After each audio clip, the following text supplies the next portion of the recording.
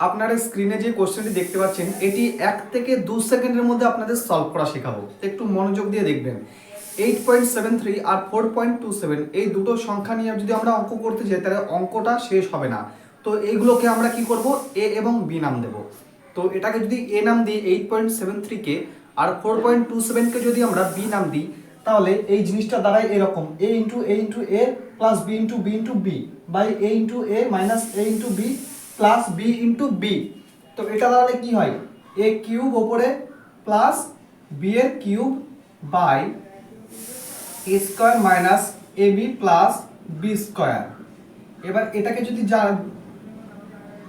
এবার এটাকে যদি ভাঙা হয় তাহলে আমরা কি পাই, A plus B into A square minus A B plus B square, যেটা কিনা এ প্লাস বি কিউব তার সূত্র, by A square minus A B plus B square.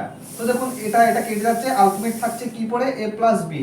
অর্থাৎ এই কোশ্চেনের উত্তর এ প্লাস বি। তাহলে 8.73 প্লাস 4.27 মানে হচ্ছে কত, 13। তো এই কোশ্চেনের উত্তর হচ্ছে 13।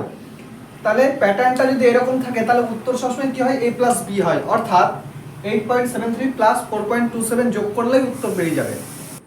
আর এটাই যদি আমরা অপশন টেস্ট করে করি তাহলে উত্তরটা কি হয়, a প্লাস বি হয় অথবা a মাইনাস বি।